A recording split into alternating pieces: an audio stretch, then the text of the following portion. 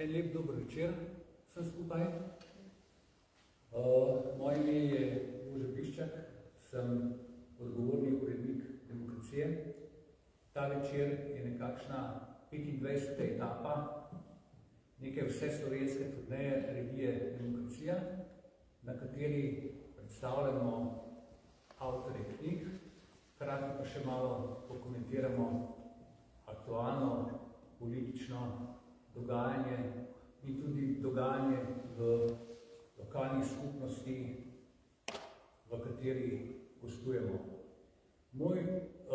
Preden pa začnemo, bi samo še pozdravil gospoda župana Janeza Magyarja, ki je nocoj tudi z nami, in pa seveda gledalke in gledalce, ki nas spremljajo v neposrednem prenosu na spletni strani Demokracije ali pa na profilu Demokracije na Facebooku.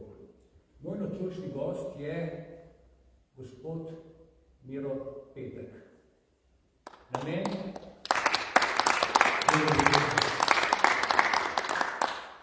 Namen tega večera je, da predstavimo njegovo knjigo Trio Adijo, Adijo pamet.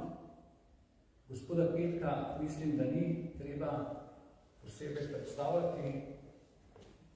Nekoč je bil moj novinarski kolega, delal je za Večer.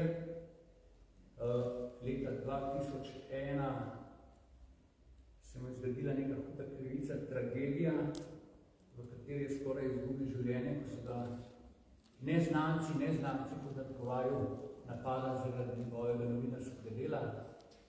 Kasneje je bil poslan Državnega zbora, nato nekaj časa na Ministrstvu za kulturo, potem nekaj časa spet urednik in novinar na Nova 24, danes je pa svetovalec ministra za kulturo gospoda Simonitija. Da pa ne bova začela takoj za knjigo, bova se takoj dotaknila aktualnih dogodkov, ki vzbujajo skrb ne samo v Evropi, ampak po celem svetu. To je namreč ruska agresija na Ukrajino. V zadnjih informacijah sicer ruska vojska in proruske razne milice še niso v Kijevu, glavnem mestu Ukrajine, so tik pred glavnim mestom, kar kaže seveda na to, da očitno ruskemu predsedniku Putinu ni samo do tistih dveh samooklicanih republik, ampak je začel kar invazijo na celotno državo Ukrajino. Še enkrat vsem dobro večer. Seveda vojna je najhujši zlomil, ko smo že malo starejši, smo doživeli osamosvojitveno vojno, nekaj smo kot novinarja na terenu. In jaz sem bil pričan dvem težkim bitkam na Koroškem, to bitka za Holmestom, kjer so bili tudi mrtvi ljudje, in ni bilo prijetno, ko so leteli migi na Dravogradu, ko so vozili mrtve ljudi, mrtve policiste, pa teritorijalce iz Holmeca, pa ko so bili mali otroci, ko so se skrivali po kleteh. Tega mi vseeno vemo, kaj je vojna. Moramo biti solidarni pa sočustvovati z Ukrajinci, in kar je seveda tudi fenomen, oziroma se Slovenci ne zavedamo. Mi smo zdaj tukaj v Lendavi na robu madžarske države, na drugi strani Madžarske pa Ukrajina. Mi smo zelo blizu temu konfliktu. V zadnjih 2 letih je v Sloveniji neka paradigma levičarska fašizma. Vsi, ki nismo del te leve postkomunistične opcije, smo označeni za fašiste, stranke zmerjajo s fašizmom. Kaj pa je agresija na Rusijo, na Ukrajino? A je to potem demokracija, če v Sloveniji živimo na naš nek fašizm in totalitarizem? Seveda ocene glede tega, kaj se bo dogajalo v Ukrajini, so zelo različne. Nihče ne ve, ali bo to po 14 dneh konc vojne ali pa smo spet mi priča, da smo na robu, kot smo bili v vojni na Hrvaškem in v Bosni, ki lahko kar traje, ima trajnejše posledice za mir v Evropi. Tu mislim, da je naša vlada odreagirala zelo odločno, zelo modro. Na drugi strani pa tudi vidimo, da so mlahali odzivi se strani leve politične opcije, ki nas označujejo s fašisti in s fašizmom. No, ravno v tem bi še nekaj rekla o levi politični opciji v Sloveniji in njen odnos do spopada v Ukrajini. Najbrž se spomnim, Luka Mesec je še koordinator Levice, je še dober mesec nazaj rekel, da so to neutemeljeni strahovi, da Putin zagotovo ne bo napadel Ukrajine, čeprav so tuje obveščevalne službe ves čas zahodne tuje obveščevalne službe opozarjale, da je to povsem mogoče in da bo do agresije posebej prišlo po olimpijskih igrah. In glede na to, da ste prej omenili nacizem, fašizem, s katerim levica opleta naokoli, je nekaj zanimivo, namreč služba za odnos z javnostjo ruskega predsednika je obtožila Ukrajino nacizma in kot da grejo ruske sile uničiti nacizem v Ukrajino. Tukaj so neke sporednice, ker že prej ste omenili, da levica ves čas zmerja desnico z nacisti, fašisti.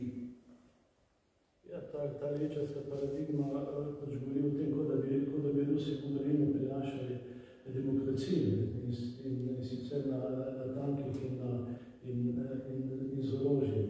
In če pogledamo, kdo podpira agresijo, katere države podpirajo agresijo, so to Kitajska, Severna Koreja, Iran, Venezuela, potem pa se že tu počasi neha, se pravi v bistvu neke dobro tudi crne, neke diktatorske države, kdo še podpira. V Sloveniji Levica, Milana Kučana še nisem slišal, da bi se oglasil. V Sloveniji imamo tudi forum slovaških kultur, ki ga sicer sestavljajo države tega slovanskih kultur, tega območja, pa se tudi ni oglasil, čeprav sta članice tega foruma slovanskih kultur, tako Rusija kot Ukrajina, niso obsodili te agresije in te agresije decidirano in jasno niso obsodili niti slovenski levi politiki. Neke načine obsodbe lahko beremo na Twitter mreži, kot da bi šlo na nek način za strinjanje s tem. Po drugi strani pa moramo vedeti, kar je zanimivo, kar slovenska javnost ne ve. V Sloveniji imamo čez 80 najrazličnejših ruskih spomenikov. Najrazličnejših. Od tistih iz ki se spominje prve svetovne vojne, druge, kar je nedvomno dobro, in še vrsto drugih. Za teh več kot 80 spomenikov širom Slovenije skrbi naša država. In kar slovenska javnost verjetno tudi ne ve, če boste pogooglali Russia Beyond, spletna stran, je v slovenščini. Ima slovensko izdajo, to je pač ruska propaganda. Rusija veliko investira v to propagando. Jaz sem zjutraj tudi povprašal na našem direktoratu za medije, kdaj so upisali v razvid medije to spletno stran, ki že nekaj časa ostaja. Jaz se že nekaj časa sledim, ko še nisem bil na Ministrstvu za kulturo. Zdaj ob tej agresiji Rusije pa se spet spomnil na to in se šel pogledati, kaj ta spletni portal objavlja. Nič ne objavlja vojne, objavlja skratka, prijazne vsebine o Rusiji in nikjer ni kolofona, da vidi, kdo je urednik te strani, tako da smo danes naročili medijskemu inšpektoratu, da to preveri, kaj se tu dogaja. Ena taka prefinjena propaganda v lepem slovenskem jeziku, ki propagirajo ruske politike. Veliko je napisano o predsedniku Rusije in vseh ostalih. Nasploh je značilno, da Rusija počasi po vseh državah spostavlja spletne portale. Nemčija je mislim, da je eno televizijo njihovo prepovedala zelo kratko, pa so vsi vrnili s tem, da so Deutsche Welle prepovedali. V Rusiji je pa škandalozno, da je vrhovni državni tožilec Šketa v začetku leta odšel v Rusijo. Rusija je imela, mislim, da 300-letnico ruskega tožilstva, podpisali neke sporazume, za katere še danes ne vemo, kaj je podpisano, ampak skrb zbujajoč pa je, da je šlo to mimo vlade, mimo izvršne veje oblasti, kajti tožilstvo spada pod izvršno vejo oblasti. Tudi sicer se zdi, da se v tej državi še vedno so neke strukture, ki so bodisi nad uradnimi institucijami in delujejo mimo vlade, še posebej takrat, ko je desna vlada na njeno škodo, da je probajo škodovati. Ja, so strukture v Sloveniji, ki so izrazito proruske in tako na politični ravni, politične stranke, kot tudi v gospodarstvu, kar za gospodarstvo, če smo prti v gospodarstvu, ni nobenih težav.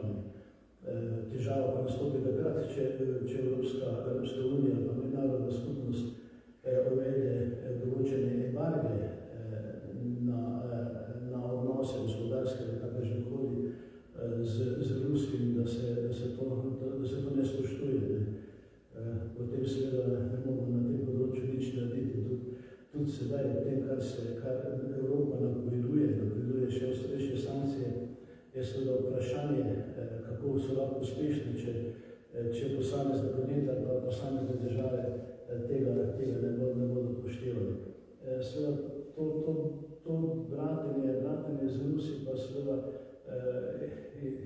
ima daljšo brado in sega seveda v čas komunizma, ko so bili naši bolševiki veliki brati z Rusijo.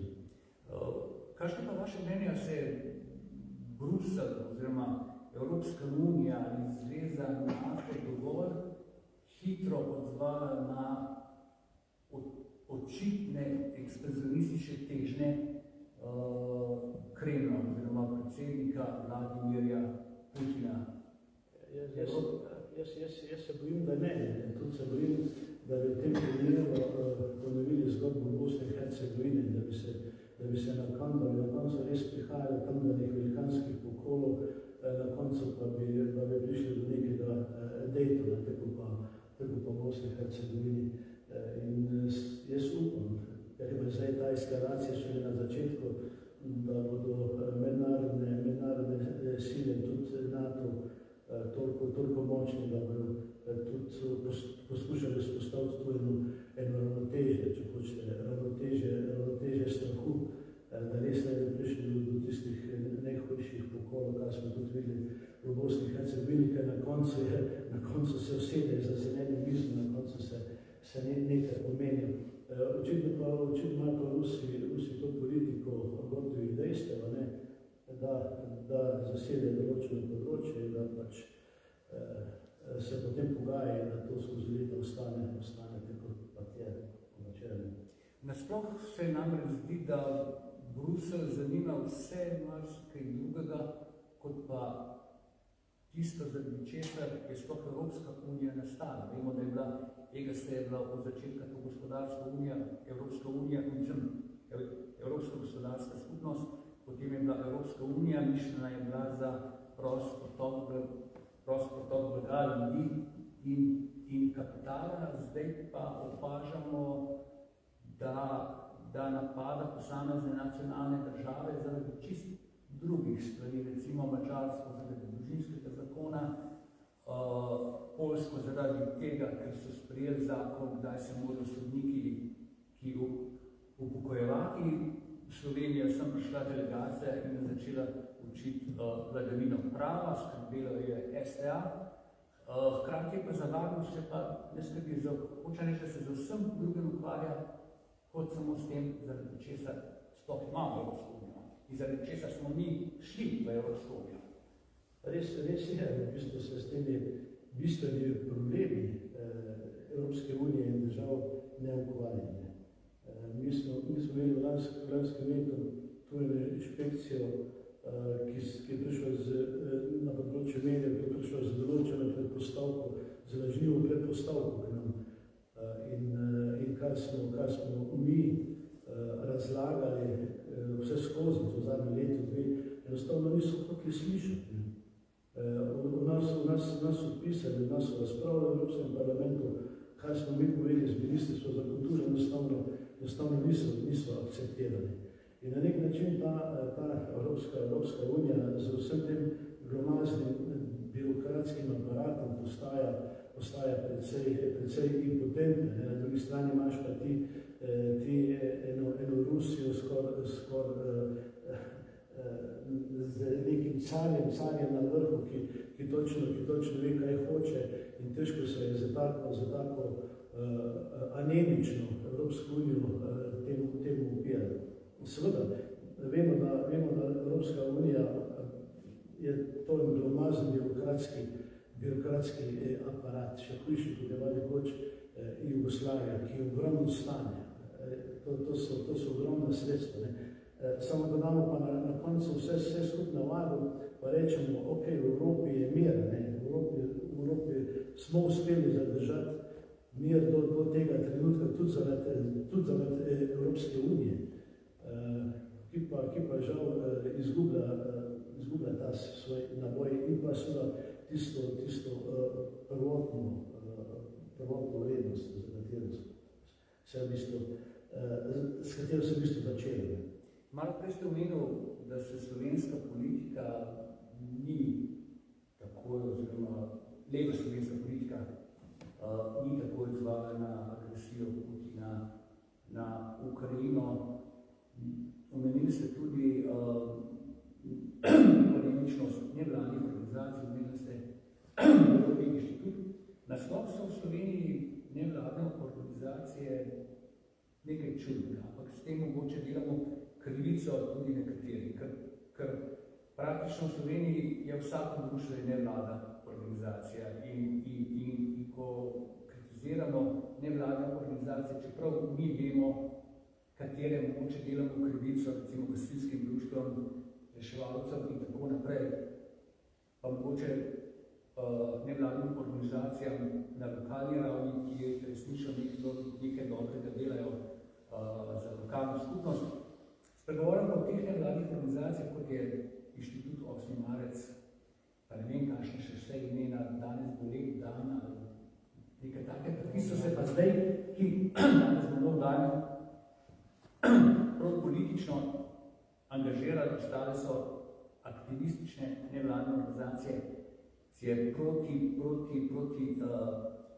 bi rekel, konzervativnemu desnemu svetovnemu nazoru in to moramo mi vse plačevati. Ja, in to se plačuje z zelo velikimi proračunskimi sredstvi. Za vse denar do nedavnega mislim, da sploh nismo vedeli. Ne vem, jaz sem v lanskem letu čisto slučajno odkril, da na primer Ministrstvo za javno upravo razdeli 0,5% dohodnine, tiste, ki mi ne namenimo, za katere se mi ne odločimo, da bomo dali Rdečo križo ali pa Karitaso, in tega ostane okrog 5 do 6 milijonov. 5 do 6 milijonov tega denarja, ki so ga razdelili lanskem letu skupina uradnikov na ministrstvu za javno upravo. Letos bo tega denarja še več, ker je pač procent. Letos tisti, ki smo leni ali ki ste leni tistega 0,5% od dohodnine ali pa 1% ne namenimo ali pa ne namenite nekomu, potem s tem denarjem razpolaga skupina 5-6 uradnikov, da razvili tistih 10 milijonov, ali 5-6 milijonov. Danes je nov dan je dobil od tega 190 tisoč evrov. 190 tisoč evrov, veste, kaj denar je to? 190 tisoč evrov, pa gledališče, glej, tam nekje okrog. Predlani je društvo študentov iz slovenskih konic dobil 250-300 tisoč evrov. Skratka, taki denarji se tu porazdelijo tem organizacijam, ki potem so na nek način tudi na poklicu, ko je treba iti kolesariti, ko je treba iti protestirati, ko je treba pisati pisma, v gotovino. Mi smo odgovarjali v lanskem letu na kulturi na desetine pisem, ki so seveda nastala v Sloveniji, so bila poslana v tujino, tisti v tujini verjetno niti dobro niso prebrali, samo so se podpisali, poštempljali, pa poslali nazaj, doli slovenski mediji so to objavljali, spet tujina se zgraža nad koncem demokracije v Sloveniji, nad fašizmom in podobno. Ne vem, če v Sloveniji živimo fašizm in totalitarna država, se noben ni bil doslej zaprt. Z temi protikoronskimi ukrepi smo uspeli doseči na koncu še gospodarsko rast. Rasti smo zmanjšali brezposelnost. Kot smo že prej rekli, noben pa ni rekel, da je agresija nad Ukrajino zločinsko dejanje, da so to znaki fašizma in nacizma, totalitarizma, pa stalinizma, kar hoče. Zadnjič je rekel, na družbenih omrežjih so bili komentirali odnos slovenske vlade do ljudi, odnos slovenske vlade do investicij in tako naprej. Je rekel, če je to fašizem zdaj, pa jaz bi živel v takem fašizmu. Res je, če je stranka, ki jaz pripadam, fašistična, ergo sem jaz fašist, posle fašizma nima takaj dati. Jaz sem nisem kaj naredil, prej pridejo, pa hočejo mene pokončati pa bitko, pa da bi jaz komu kaj naredil. Ravno to se hoče reči, ne? Vi ste bili kot fašist napadeni, mislim, da 21 let nazaj in zadeva naročnikov niso odkrili. Ja, v ponedeljek 28. februarja bo 21 let od tega napada. Tisto pa je bila agresija, zahrbne fašistične metode, ko nekdo pride z bolkijem iza hrbta, 2-3 in te skušajo biti. In pa seveda tudi na nek način, ko doživljaš to sojenje, ki je na nek način tu blizu nas, Murski Soboti, ki je vse včasih res spominjal na totalitarizm in vse so to dogajanje okrog tega procesa. Zakaj na totalitarizm? Ker so iz žrtve hoteli narediti krivca, hoteli upravičevali so napadalce, žrtva je pa tista, ki bi ne bila kriva za ta zločin. To so pa seveda, ta zamenjava je pa značilna za totalitarizem. Miro Petek je namreč edini slovenski novinar po osamosvojitvi, ki svoje novinarsko delo skoraj plača življenje. Če ne bi malce sreče, danes se mi, da danes ne bi tukaj pogovarjali.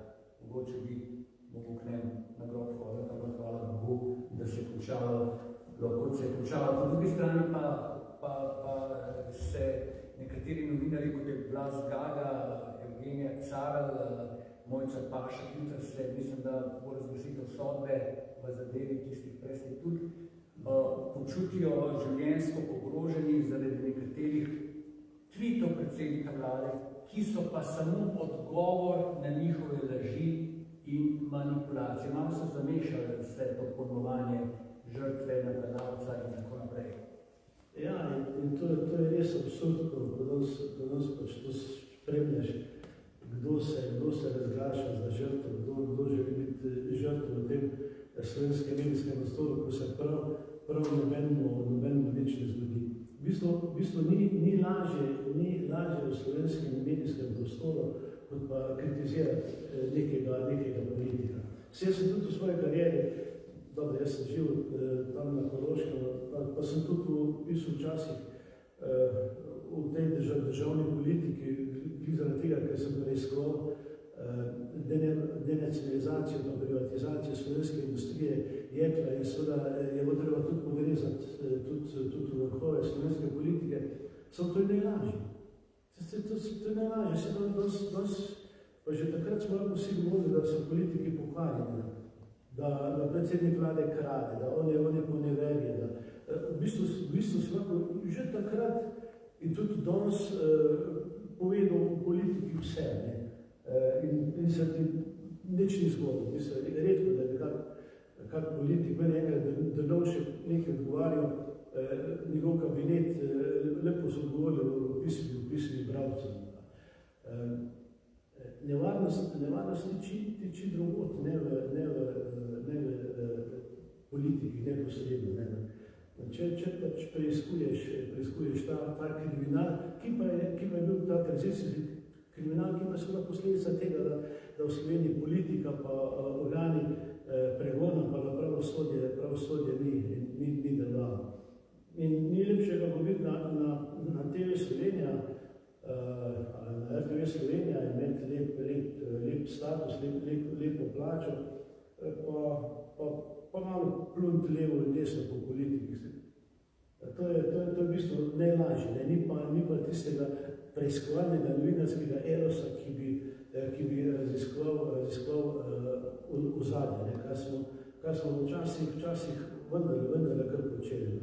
Jaz sem to pač takrat delal z pranjem denarja v Novi kreditni banki, kjer je šlo res za velike posle, velike vsote denarja, vendar ne take, kot pa kasneje v tej zadevi pranje denarja, iranskega denarja v NLB. Tega pa se noben ni resno lotil, pa imaš ti na televiziji. RTV Slovenija ima 2200 zaposlenih.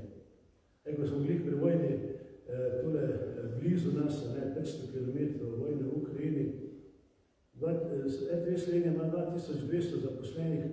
Kaj mislite, koliko je pa oboroženih, koliko je vojakov slovenske vojske? Vojakov, tistih neposrednih, brez oficirjev, je 2200. Mi imamo toliko vojakov, kot je zaposlenih na RTV Slovenija. 2200. Razlika med zaposlenimi na RTV-ju in v slovenski vojski neposrednih vojakov, brez oficirjev, pa tisti, ki so pisali tam na ministrstvu za obrambo, je 100-200, tek se giblje. Če je sreča slovenska vojska, da posli 100 vojakov zravno, pa mogoče koga na RTV-ju spravijo v penzijo, samo na RTV-ju je okrog 100 takih, ko bi vrli v penzijo, se že bližajo 70 letom, samo še vseeno hodi tja, ker je slovenska zakonodaja enaka, da jih ne moš spraviti v penzijo. In RTV Slovenija ima toliko novinarjev, toliko denarja, tak potencial, da bi lahko raziskovala, naprimer, pranje denarja, iranskega denarja v Novi Ljubljanski banki. Pa do tega enostavno ni prišel, sploh potem skoraj niso poročali. S tem, da so se dogajale, ko bi rekel, zelo komične zadeve pri temu aferi pranje iranskega denarja. Namreč Tis Farok je prek svoje firme, ki jo je tukaj stanoval, kot namen nakazoval denar Ani Karenini, Supermanu, Miki Miški in to se nobenemu ni niti organov pregona, niti uradu za preprečevanje pranja denarja. S tem, da so to opazili v neki ameriški banki, vprašali na Ljubljansko banko Ljubljano, a je to prav, a se je nekaj kdo zmotil, Oni so rekli ne. Hkrati so pa temu istemu faruku, ki je prav denar, Ljubljanski banki svetovali, ne odpre nov račun in ustvari novo podjetje, da bo to lahko naprej še šil denar. In to je danes se zadeva se končala. Samo še nekaj bilo. Samo če bi mediji bili to dovolj strajni, dovolj pogosto postavljali vprašanje, tudi zoprna vprašanja, bi se ne moč tu skaj izgodil. Tisti dominantni mediji so bili čisto tiho in so bili vsi ti akterji posebno navadni. Točno je znano, jaz sem potem tudi pisal takrat in za demokracijo in za Novo 24, točno bo znano, kdo je bil seznanjen s tem pranjem denarja. Takrat je bil Borut Pahor, predsednik vlade, pa Kresarova, točno bo znano. In noben ni šel k njim, noben ni šel k tem bivšim ministrom, pa jih vprašal, noben novinar. Ni se postavilo vprašanje, ni se raziskoval, kdo pa je Miki Miška. Ni vprašan direktorju Nove Ljubljanske banke, kdo je ta Miki Miška. 10 novinarjev bi to postavilo, pa bi vrtal, pa bi mogoče prišli do nekega rezultata. Tukaj jim je boba naročeno, dobro, tisti desni marginalni mediji ne pišejo, koliko hočejo. Oni mediji, ko so naši, pa ko mi plačujemo preko državnih firm, bojo pa itak tiho. In točno so bili tiho. A si predstavljate, da bi bilo v tistem času vlada Janeza Janše? Ja, to bi pa bilo zanimivo. To bi kamere pred domom, pred bankom, kjerkoli. Seveda. Ja, milijarda evrov denarja, ki je bil sigurno namenjen za teroristično dejavnost. Banka v Londonu, v Švici so tega Faruha odklonili, niso hoteli z njim poslovati in on najde Novo Ljubljansko banko v Sloveniji in to je bilo samo pripeljati. Nič se ni raziskalo. Enako kot pa v mojem primeru. Ni bilo interesa, da bi prišli, vse to blizu so bili, ki je bilo svojenje, vse so bili ljudje v zaporu, tisti so bili tudi ključni v naročniku. In ker so bili ključni v naročniku, so postavili zelo visoko ceno, da niso povedali, kdo je naročnik. In tu pa je bila vmešana tudi politika, ki je krojila to zgodbo. Prej ne, prej jaz sem bil za to slovensko politiko, pa se ne pomembno novinar tam na Koroškem. Noben politik ni rekel, zdaj pa vi petkrat tam ga premlatite, kje pa.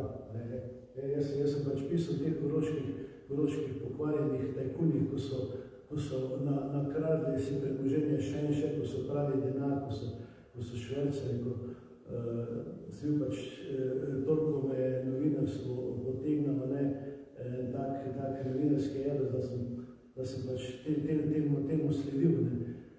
In seveda ti gospodi, ki so bili premožni, ki so imeli svoje politične botre, od Kučana naprej, so mislili, pa se ta petek pa ne bo v nas pisal, te grde, mi smo dobivamo nagrade, mi financiramo te ljudi, mi imamo denar, to ne gre, in so vzeli si pravico v svoje roke. Politika je pa koliko jih je treba pokriti, pa politika stopa zraven.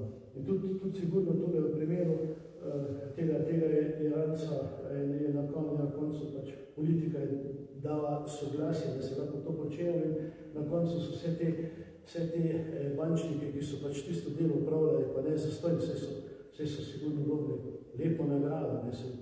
V primeru trgovine z orožjem in pranja denarja so nagrade največje. Tudi po 50% so provizije, da se nek posel spelje. S tem, da je bil v trgovino z orožjem, takoj po osamosvojitvi vpleten Milan Kučan. Namreč januarja Bosna, januarja 7. januarja je minila tanko 30 let, odkar je Milana Kučana v obisku Hasančevi. Hasančevi je bil takrat nek visok predstavnik boste trgovci z orožjem, ampak si morate misliti, ne, za orožje je bila zadolžena izvršilna oblast. Za orožje je bil zadolžen ministrstvo za obrambo.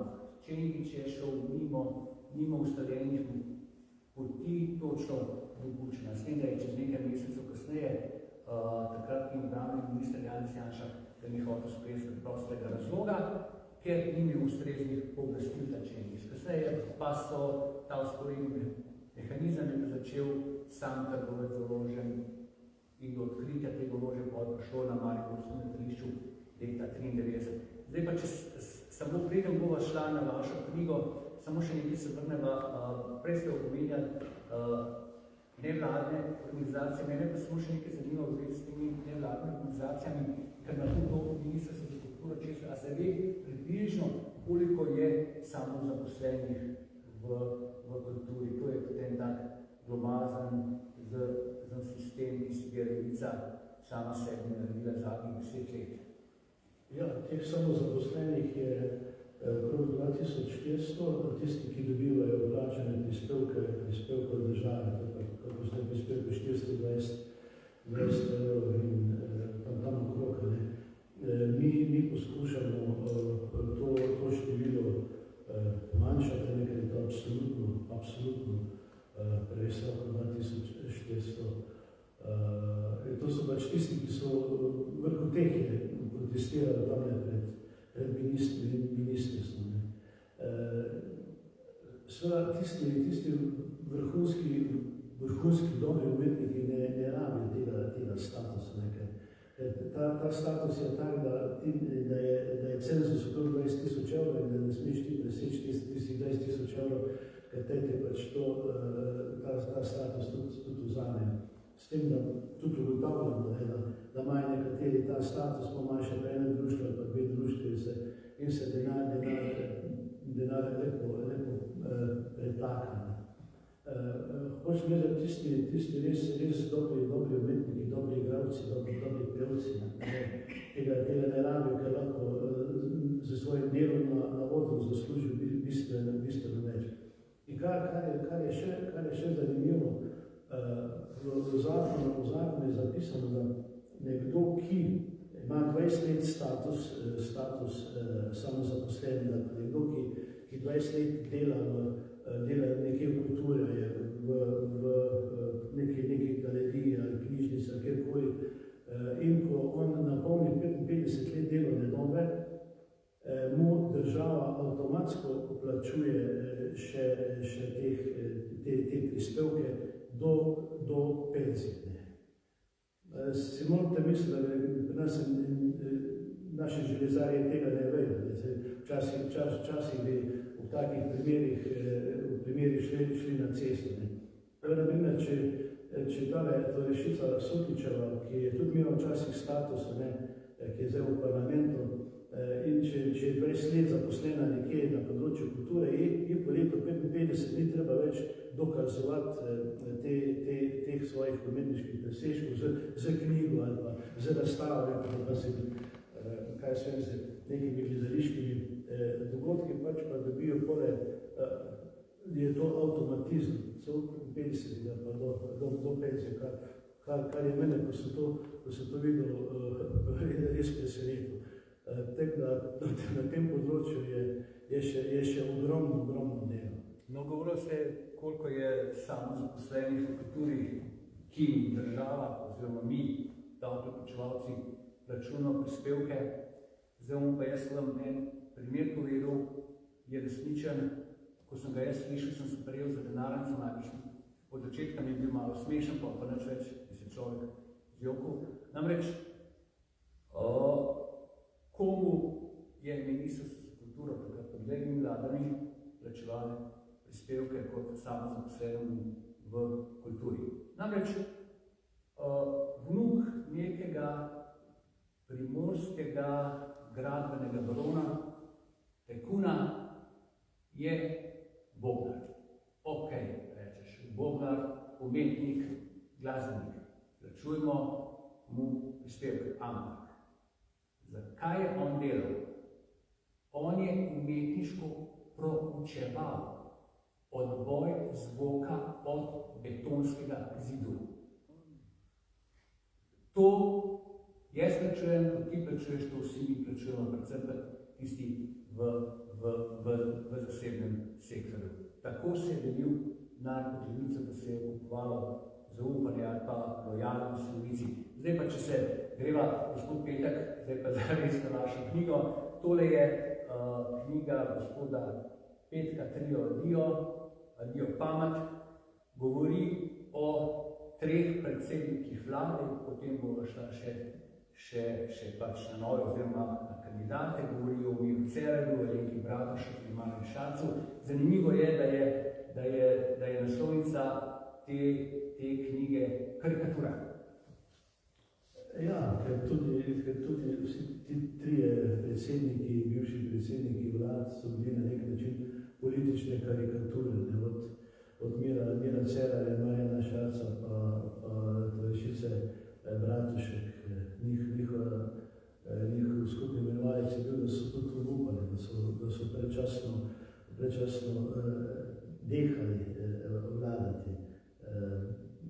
Seveda, Adijo pamet, ki je v nadaljevanju tega naslova knjige Trio Adijo, pa se nanaša tudi na nas, da tudi mi samo sebe lahko vprašamo, pa si rečemo adijo pamet, ko volimo take ljudi, za katere že na nek način lahko naprej vemo, da ne bodo sposobni upreti svojega dela.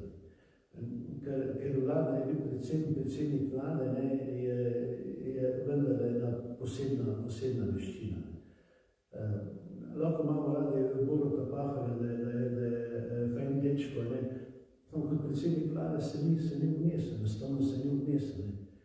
Kot predsednik države uživa lepo na tem diplomatskem predsedniškem paketu, ko se lahko lepo pokaže, ko si pa predsednik vlade, imaš pa tudi po mizo dati, pa se komu zameriti, pa ne smeš gledati toliko na kritike, ne smeš sklepati gnilih kompromisov,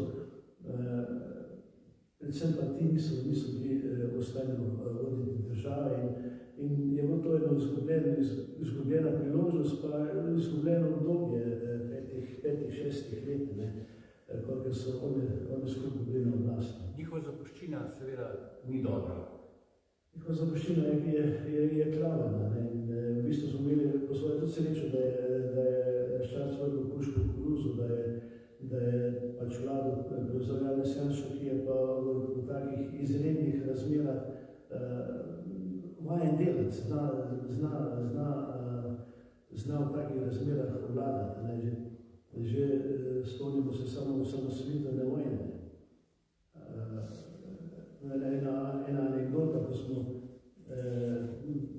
bilo je kak teden prednje šel Igor Bavčar v zapor, mi smo na prireditvi v Ljubljani, pa po koncu Janez Janša, pa Urška Razrovno, pa Igor Bavčar, pa jaz smo se usedli na napijaču in Igor Bavčar začel bujati spomine in je rekel, Janez, se ti spomniš, koliko smo bili stari, ko je bila vojna za Slovenijo? Rekel Janez Janša, 33 let. Bavčar je bil, pa mislim, da je bil Bavčar, da je malo starejši, 34 let. Pa sem se prej zamislil, moja hčerka je zdaj stara, 33-34 let. Pa ko vidiš, v bistvu, koliko bi še na nek način pomagati, pa reči, da je včasih še malo otročje, pa to ne. To so bili pa ljudje, ki so v teh letih osamosvajali Slovenije. In ki so bili velikokrat do mladi in dovolj drzni, da so lahko potegnili tako potezo, ki je seveda Milan Kučan postali partic ni hotel, ni bil dovolj drzen, ni bil dovolj na te srce, na te naše strani. Ni bila njegova intimna opcija samostojna Slovenija. Zdaj pa kar bova zdaj se malo dotaknila tudi aktualne politike, pa tudi tega novi obraz po Tankovaju, Goloba, delo vlade in ker je danes z nami ravno gospod župan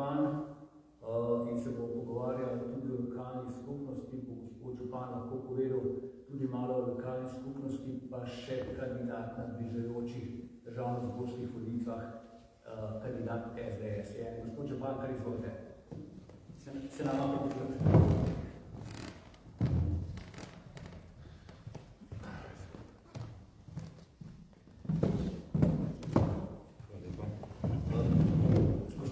Če bi ga samo nekaj nadaljujeva, kako bi pa ocenili tega novega kandidata globoke države Vrabca na Goloba, kako se mi reče?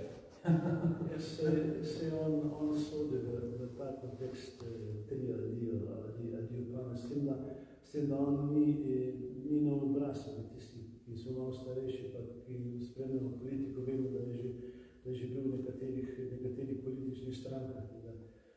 Je pa res, da je od tega fenomena novega obraza zdaj preteklo že kar nekaj časa in tudi tisti ljudje, ki so vodili nove obraze, že zdaj malo razmišljajo. Je pa volitev nekega človeka, ki pride en mesec, 2 meseca pred volitvami v politiko zaradi takih ali drugačnih razlogov res smotrna ali pa se velja staviti na tiste, ki imajo v politiki že neko izkušnjo, neko kilometrino in ki jemljajo politiko kot poslanstvo in kot obrt, ki se znajo v tej politiki obrniti. Jaz za sebe moram povedati, da moja osebna izkušnja, ko sem prišel po dobrih 20 letih v politiko, v parlament, ki je v primerjavi z vlado bolj romantika, jaz sem bil en cel izgubljen. To ni kar tega, da se v bistvu to malo pokažeš na televiziji, pa to je treba kar delati, je treba kar znati, rabiš tudi en cel, da se nekaj naučiš. Da to imate mogoče v parlamentu tudi določene poslance, ki jih danes sploh ne poznate, ki se sploh ne oglašajo, so tam samo zato, da pritiskajo na tipko.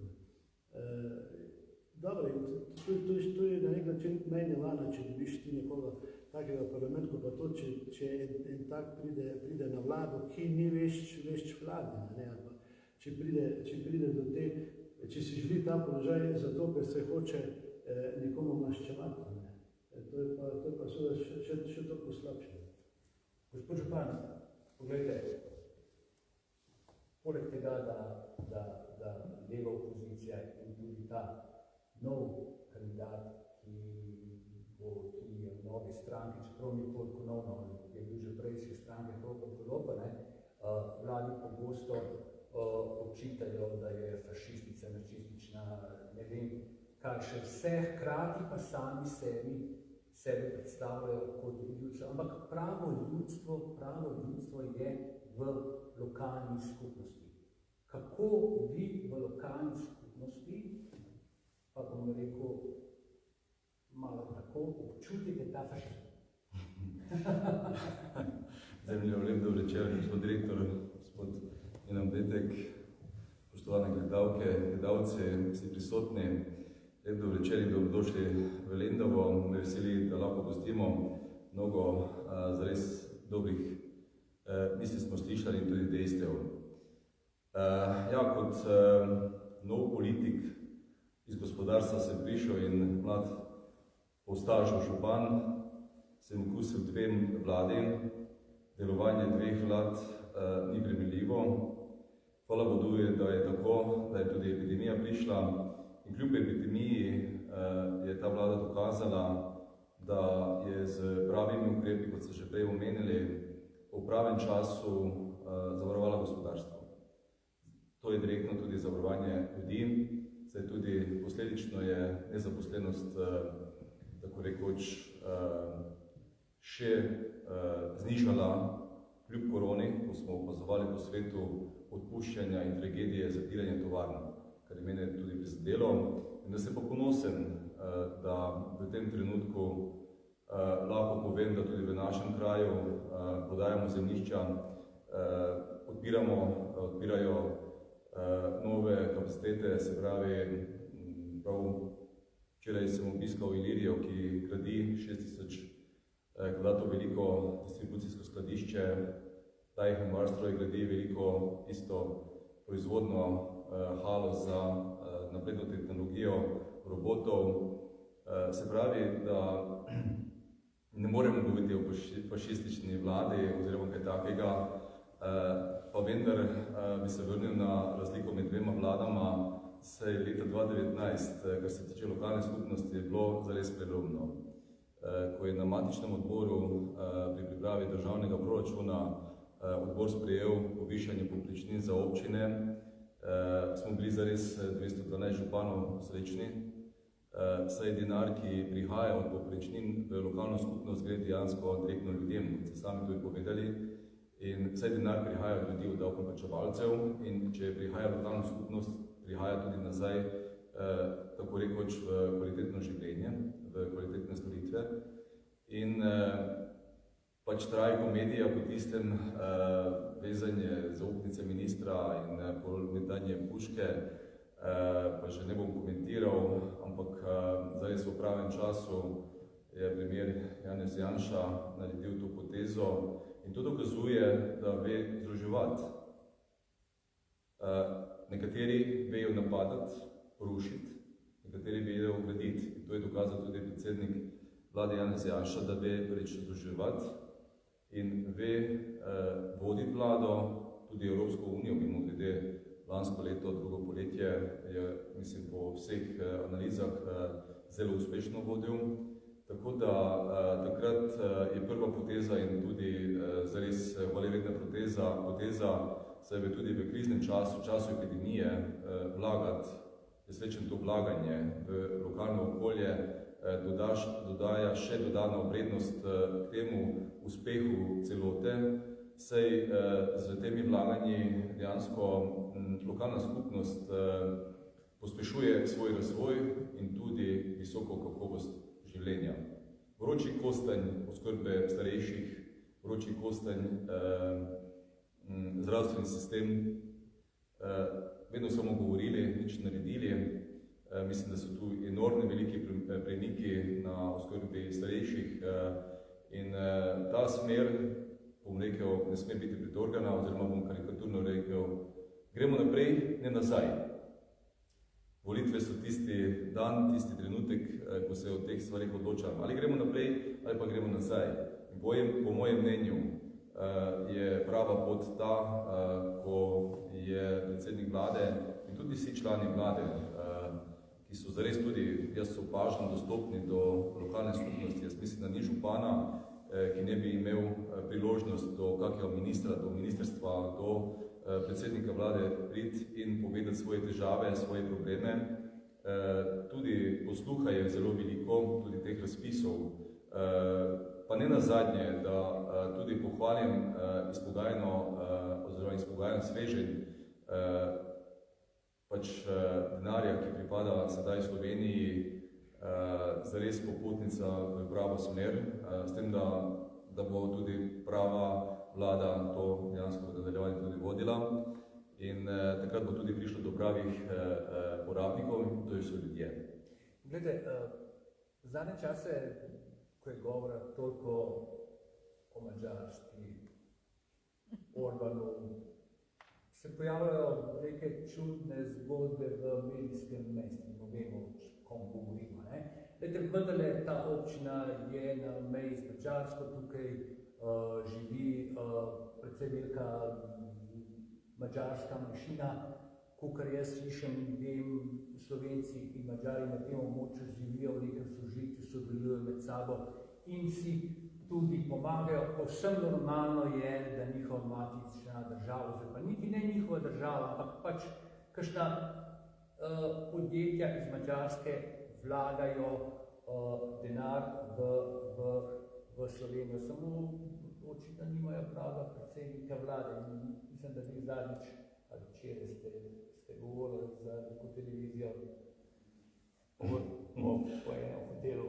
Ja, žal mi je, da nekateri ljudje razumejo, vendar nočejo razumeti dejstva, da smo v Evropski uniji, v skupni državi, kjer je osnovno načelo in sicer postavljeno na 3 načelih. Prost pritok ljudi, prost pritok blaga in prost pritok kapitala. In prav pritok kapitala je ključen. In kapital, če prihaja iz Madžarske ali iz bilo katere druge države, saj ne piše na njem, odkot je, kaj je, dejansko je to dejstvo, da vlaga v dobrobit okolja, tudi kapitala, ki prihaja. In zdaj na nek način mediji oziroma ljudje ocenjujemo denar posameznika, ki vlaga v neko okolje in zaposluje, dejansko obnavljam, govorimo verjetno o hotelu, ki je nekaterim trn peti. Sama kot prejšnja lastnica je v 25 letih izčrpavala hotel in pustila tako klavrno stanje, ko sem jo jaz v začetku videl, sem bil presenečen, da kar takega je bilo tudi dovoljeno za strani organov, ki take stvari tudi nadgledajo.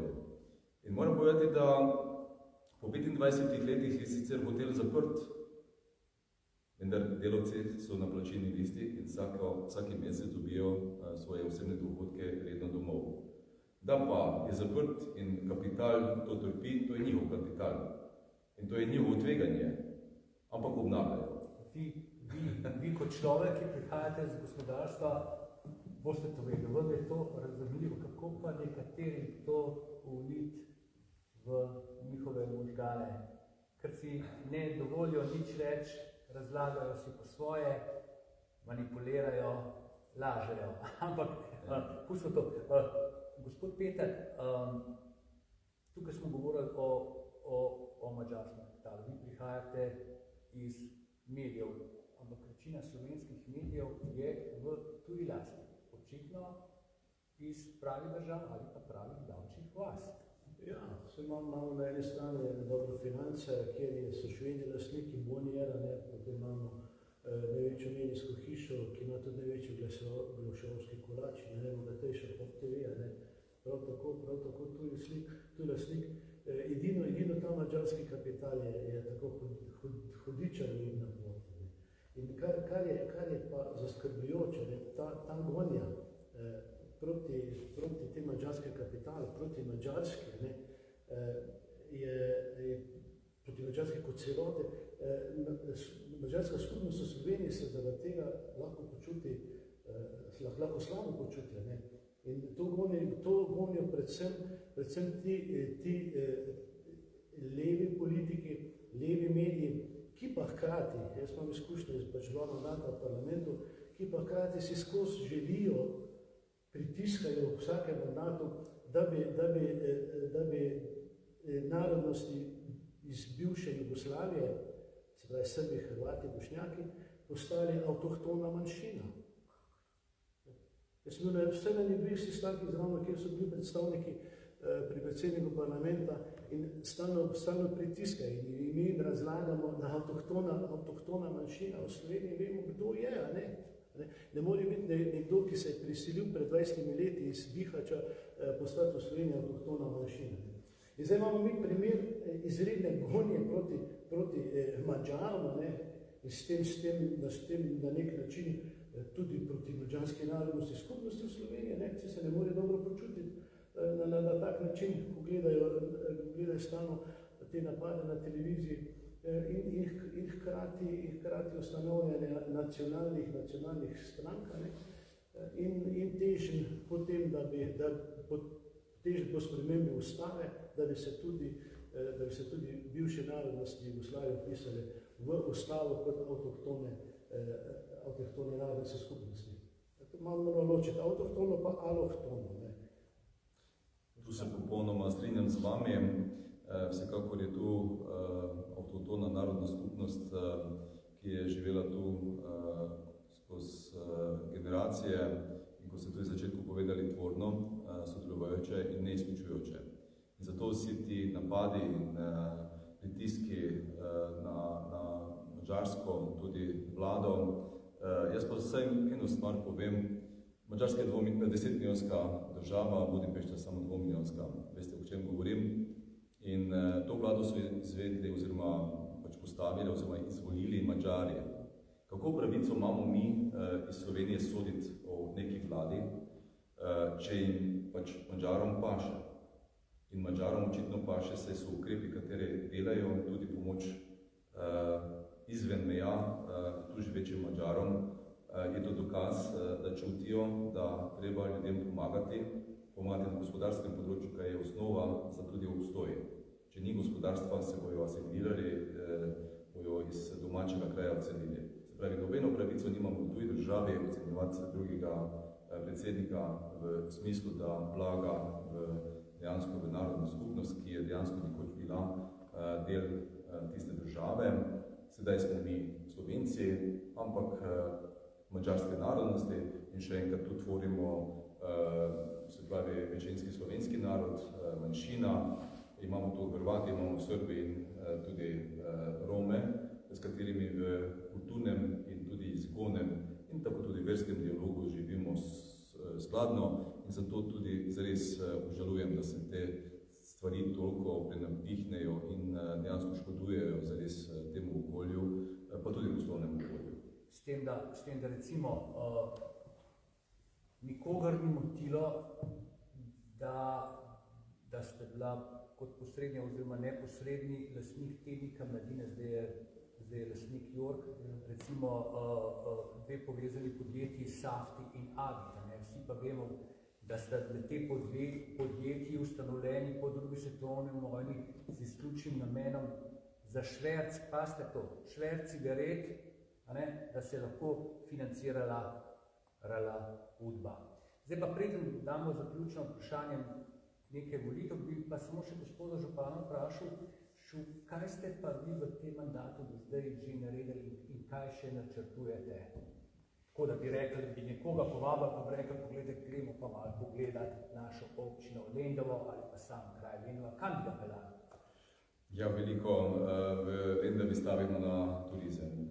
Izredno veliko vlagamo, tudi v tem koronskem času smo dejansko zgradili nove nastavitvene kapacitete, glamping hiške, trenutno izvajamo tudi investicijo za zipline, veliko tudi energije vlagamo v kvalitetno strokovno usposobljenost na področju turizma.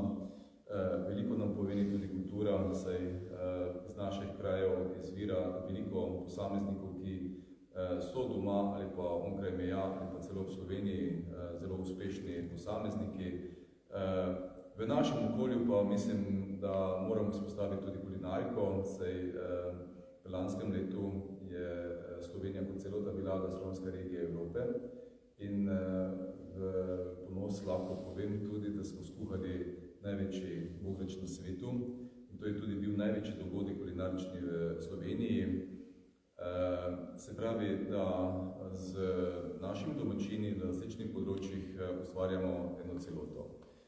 Vsekakor je tu vinarjev razgledni stolp, bolj tudi razprošen hotel vinarjev, kaj to pomeni, da gost lahko pride v zidanico posameznika, oziroma intino posameznika in v naravi dejansko živi v objektu, ki je sicer intimni prostor nekega drugega, je pa vključen v en sistem in se tudi zelo dobro drži.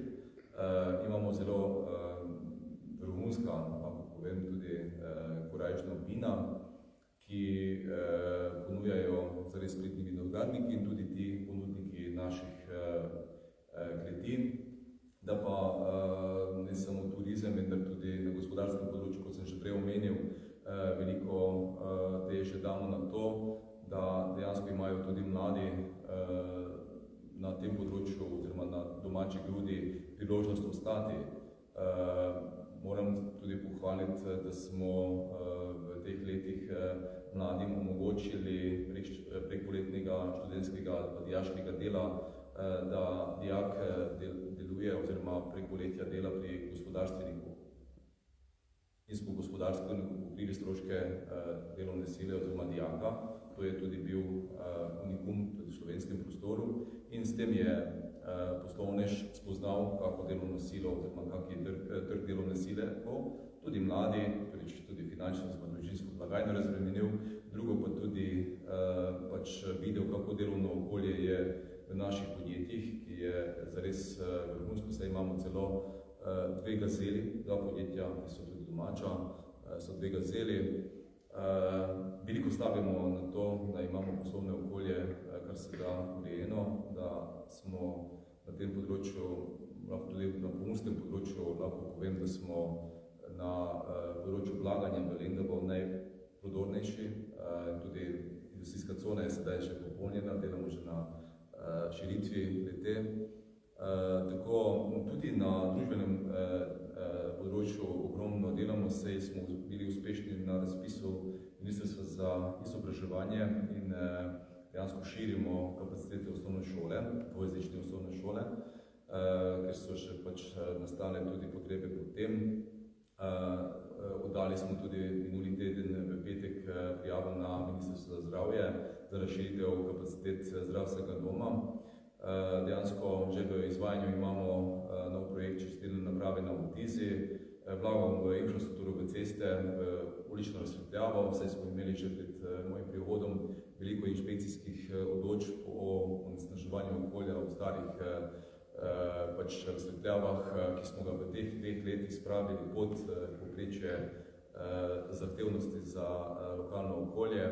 In v teh 2 letih smo toliko prišparali pri porabi energije, da smo za letošnje leto že iz teh rezerv lahko to investicijo izvedemo. Pa bi še lahko našteval, sedaj, še lahko to povem, ko je bila na obisku v Pomurju Vlada Republike Slovenije, prav tu smo gostili tudi zadnji, bom rekel, način oziroma posvet z gospodarstveniki, z občani, z vlado. Je takrat Ministrstvo za delo, družino in socialne zadeve povedalo, da je dobilo naš dom starejših finančna sredstva za prenovo v višini 4 milijonov. Moram povedati, da smo proti koncu projektiranja za bivšo dvojezično srednjo šolo, ki sedaj sameva, in tudi moram povedati, da smo to šolo, ki sedaj propada, uspešno v tem času, v tem mandatu vlade, uspešno prenesli na lokalno skupnost in smo že uspešni bili pri pridobivanju 550 000 evrov in sedaj gremo tudi na drugi del razpisa, da bomo v nekoč izobraževalnem objektu ponudili starejšim osebam dejansko dnevni center. Mladi grejo delati, starejši ostanejo doma oziroma bojo prišli v ta dnevni center, imajo oskrbo zdravniško, varstveno, tudi primerno prehrano in seveda aktivnosti. Imamo pa tudi ta drugi steber oziroma drugi program, in sicer institucionalno varstvo za mlajše od 65 let, ki so hendikepirani, in normalno za dom starejših del za potrebe doma starejših, štaj imamo veliko potreb in zato tudi rečem, da ta vlada je ta vroč kostanj tudi dejansko porinila v izvedbeno fazo, in kar se me zares veseli, saj mladi moramo in dolžni smo, ker so predhodniki nam omogočali kvalitetno mladost, sedaj moramo omogočiti njim tudi kvalitetno starost. In mislim, da v naši občini v tej smeri tudi delujemo. Vsekakor pa so tu še ostali veliki projekti, in sicer večnamenska dvorana, to je velik in smel projekt, vendar če nisi, bom rekel, drzen in smel, pa vedno izpostavim, da je iz Lendave v Ljubljano prav toliko, koliko iz Ljubljane v Lendavo. In delamo na tem, da za naše športnike na različnih področjih, tudi mlade, za športno, bom rekel, udejstvovanje na tem področju omogočamo kar se da veliko vsebin. In sicer plavalni bazen, ki je naravnan tako, da imamo najbolj, bom rekel, zahtevna tekmovanja v možnosti izvedbe. Drugo, imamo prostor velikosti več kot 350 kvadratov namenjeno za fizioterapijo, ki jo sedaj izvajamo v Centru za zaščito in reševanje. Bolj bomo imeli tu za judo, za bowling, za kegljišče. Za mlade baletnike prostor imamo kar veliko in nimajo svojega prostora za vadbo. To je razgibavanje, ki je zelo zdravo. in pol pa veliko športno dvorano, ki je namenjena različnim športom, pa tudi sejmu, se pravi sejmišču. Imamo tu, poleg tega čudovitega kulturnega hrama, bivšo blagovnico, kateremu želimo preusmeriti oziroma prenameniti v prostore za knjižnico in za prostore Ljudske univerze. Vsekakor pa bomo tudi vrnili turizem v samo mestno jedro. Pa še ena drzna investicija, oziroma katero načrtujemo in že projektiramo, za dva projekta, večnamensko dvorano in za prenovo blagovnice smo že pridobili tudi gradbeno dovoljenje. V fazi projektiranja smo pa za gondolo. Opažamo, da na teh destinacijah v Lendarskim goricah je veliko gostov.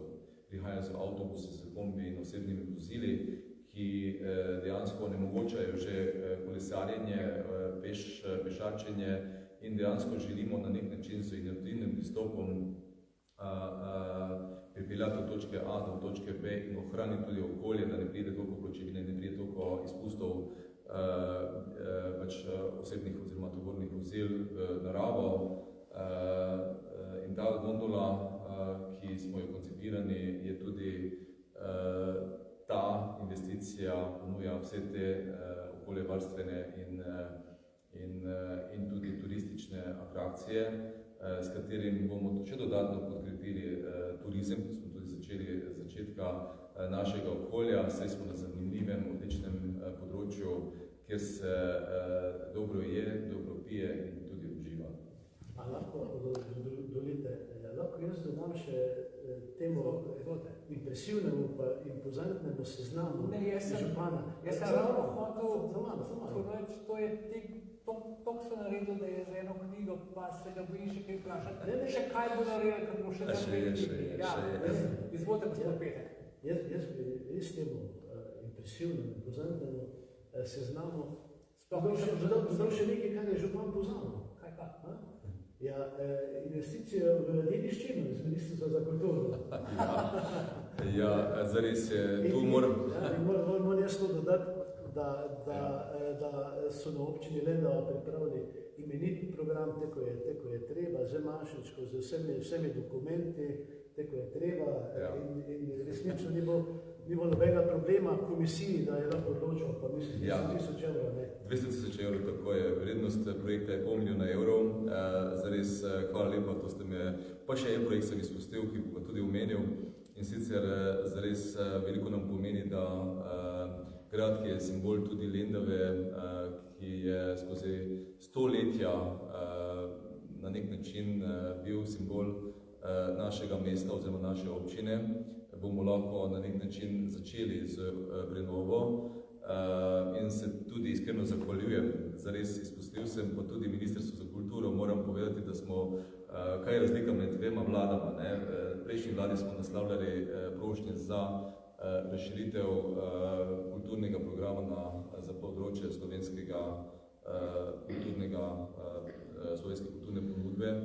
Tu ste prvič nas poslušali in ste namenili znesek, katerega smo iskreno hvaležni, da smo tudi v izvedbeni fazi glede financ imeli to pokrito. Pa še mogoče za glasbeno šolo, ki jo imamo tudi v načrtu, in sicer projektiramo en prečudovit judovski objekt v samem centru Lendave, ki ga bomo prenamenili za razširitev glasbene šole. Imamo kar veliko mladih, talentiranih tudi v Ljubljani, v Mariboru, na izobraževanje mlade, in zares sem bil ponosen, takrat, ko smo tu imeli občinstvo in ti mladi so tu nastopali za občinski praznik, kar pokazuje tudi, da moramo v to področje tudi vlagati. Pa še vlagamo v mlade, prav sedaj pričakujemo zelo delam na rebalansu proračuna, in sicer bomo namenili tudi za najmlajše oziroma za družine, ki imajo novorojenčka, in sicer za 400 evrov bomo previšali znesek na 1000 evrov. Sled tega pa tudi imamo še zagotovljena finančna sredstva, ki tudi z rebalansom bomo potrdili za razširitev kapacitet vrtca. In sicer v Čentibi, ki je nekoč tudi služila kot šola, je prečudoviti objekte in prečudovitni pogoji za miren kraj, za kapacitete vrtca. In hvala Bogu, to so sladki problemi in naložbe, ne investicije, ampak so naložbe za dejansko prihodnjo generacijo, ki če ne bomo napravili za njih tudi razvoja bodoče ni pričakovati. In pač imamo še kar nekaj načrtov na turističnem kraju. Mountain bike, se pravi stezo, smo slišali na Pohorju, so posekali drevesa skoraj v vašem področju, ampak mi že imamo alternativo in intenzivno delamo na tem, da bomo tudi to tako. Že sedaj so vzpostavljene nekatere steze, pa jih še nadaljujemo. Ena čokoladnica bo tudi pri vinarju, tako da... Res impresivno. Zdaj pa za konec pa vprašanje, kar za oba dva. Namreč čez 2 meseca bodo državne zborske volitve. Gospod Petek, kaj vi pričakujete, kakšna bo uradna predvolilna kampanja, čeprav volilna kampanja poteka že kar nekaj časa? Vemo, da je bila leta 2008 so lansirala afero Patria. 2011, ko so bile volitve, in se je začelo sojenje. 2014 so opozicijskega prvaka poslali v zapor. 2018 so bili neki finančne zadeve so pa nekaj ven. Kaj pričakujete letos? Kaj pričakujete sploh od volitev? Kampanja bo umazana, tako je pa vedno v Sloveniji. Jaz sem sam sodeloval na treh volitvah, na 2 volitvah sem zmagal, na enih se za 16 glasov zgubil in tisti, ki gre na volitve, je kar pogumno, ker to ni prijetno, veste. Že to, ko imaš plakat nalepljen, pa tega pole malo počečkajo, pa socialna omrežja, ki svinjajo podoben in počesi, pač na tej folklora, na tej lokalni ravni. Razlika od preteklih volitev bo ta, da Janez Janša kaj takega ne more več obesiti. Da so poskušali že na vse možne načine z temi aferami, do tega, da so ga v času volilne kampanje spravili v zapor. Zdaj mislim, da tega ne bo, tega nimajo več očitno, kje kaj še potegni, kako laž. Kaj pa vi pričakujete od samih volitev? Jaz pričakujem, da so se Slovenci po vsem tem obdobju, ko so bili na čelu države taki modeli, ko so tam narisali, da so se vendarle streznali pa spametovali, da tudi, zdaj imam kar nekaj takih stikov z kakimi kolegi, ko so bili zadrti levičarji, pa tudi zdaj so, pa reče Madonna, zdaj bom pa SDS volil, zdaj bom pa vas volil. Ker kdor je pač pameten, ki racionalno razmišlja, ki zna, ki je resen kolikor toliko politično osveščen, da ne gleda samo nacionalko ali pa pop TV, da pogleda, da se da informirati čez kakega drugega medija, potem bo to že spoznal. Tudi jaz mislim, da bo ta vlada nadaljevala seveda v malo drugačni sestavi, in da bo po 4 letih imela še več kaj za pokazati. Gospod Žbak, kaj še pa vaše mnenje? Vi ste tudi kandidat za državno zborsko volitve na listi SDS. Se strinjam z gospodom Petkom, ni enostavno se pojaviti v javnosti in dejansko poslušati neke zadeve, ki se mogoče ne limajo na osebo, ampak so izmišljotine oziroma napadi. Pa tudi se strinjam, da so mogoče že te pesmi izpete, da novi obrazi dejansko so pokazali svojo težo. Dokazala pa tudi ta vlada, da tudi predsednik vlade Janez Janša, da se začetek vlade tudi ve pripeljati do konca. In tudi v tem primeru, kljub temu, da je prevzela v najhujših trenutkih, tako rekoč zdravstvene krize in tudi drugače za temi napadi in za temi vsemi stvarmi, kot ste prej tudi povedali, malenkost v lokalnem okolju drugače, mi dejansko sodelujemo, oziroma bar jaz sodelujem z vsemi. In verjamem, da mogoče ena generacijska menjava bi bila potrebna, da kot je v Nemčiji potegnila, da so zares strezni kadri pridejo na levo pol, tudi na državnem nivoju, da se pol mogoče lahko na nek način ta ideološka razklanost z strani njih, dejansko naš predsednik vlade vedno poziva na sodelovanje, ki ga vehementno in tudi eksplicitorno odklanjajo. To ni dobro. To jaz mislim, da je enkrat za eno neko novo generacijo treba preseči. In v tem trenutku še ne vidim te priložnosti, te zmožnosti teh strank, ker že sedaj pred začetkom kampanje si izjavljajo, da z SDS-om ne. To je napaka. Če želimo Sloveniji dobro, imamo lepo, krasno državo, ogromno sodelujem na lokalnem področju tudi z tujimi, lokalnimi skupnosti, pa tudi z županijami. Zelo manjka pokrajine v Sloveniji kot administrativno postavljenega in govorijo iz tujine, kako lepa je Slovenija. Ne? In tako razklano ljudstvo, ki je trenutno v Sloveniji, zares ni v ponos. Zgodovina je, treba oceniti, vendar zgodovine treba nauke izčrpati in uveljaviti v vsakdanjem. In to je naloga politike. Po mojem je to naloga politike, da zgodovino na nek način zapremo in na novo začnemo tudi politično kulturo, tudi v parlamentu, da bi se tudi v parlamentu izvolili prav ljudje, ki bojo zastopali.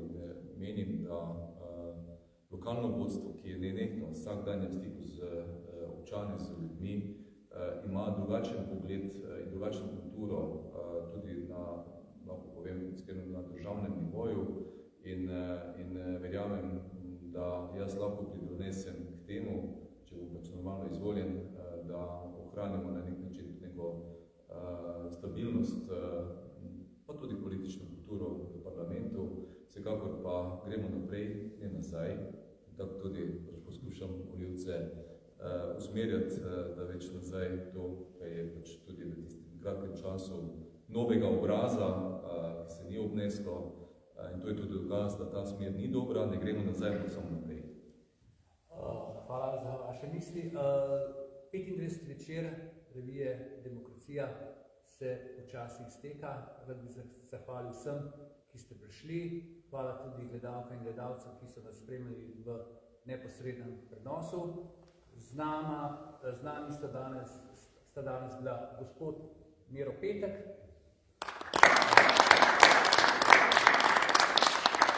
kasneje se mi pridružil gospod župan Janez Madžar.